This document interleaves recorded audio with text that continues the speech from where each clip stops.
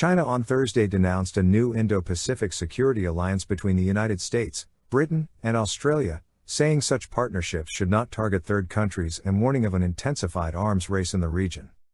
Under the arrangement, the United States and Britain will provide Australia with the technology and capability to deploy nuclear-powered submarines. France, which loses its own submarine deal with Australia, called the plans brutal and unpredictable. The United States and its allies are looking for ways to push back against China's growing power and influence, particularly its military buildup, pressure on Taiwan, and deployments in the contested South China Sea.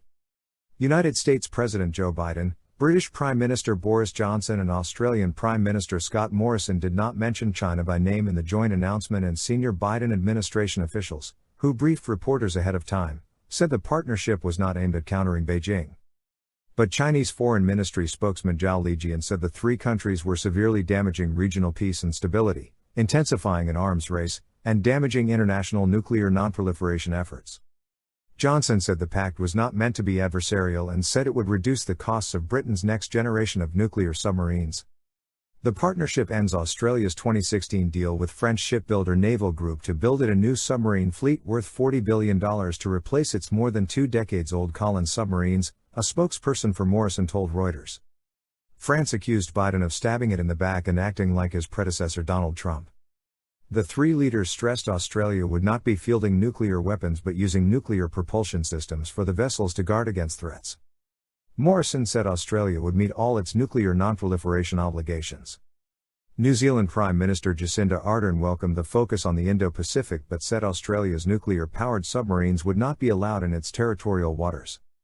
Singapore said it had long had relations with Australia, Britain, and the United States and hoped their grouping would contribute to peace and stability. Japan said the three countries' strengthening of security and defense cooperation was important for peace and security. United States officials said nuclear propulsion would allow the Australian Navy to operate more quietly, for longer periods, and provide deterrence across the Indo-Pacific. Biden said the three governments would launch an 18-month consultation period to determine every element of this program, from workforce, to training requirements, to production timelines, and to ensure full compliance with nonproliferation commitments. Among the United States firms that could benefit are General Dynamics Corp. And Huntington Ingalls Industries. United States officials did not give a time frame for when Australia would deploy a nuclear-powered submarine, or how many would be built.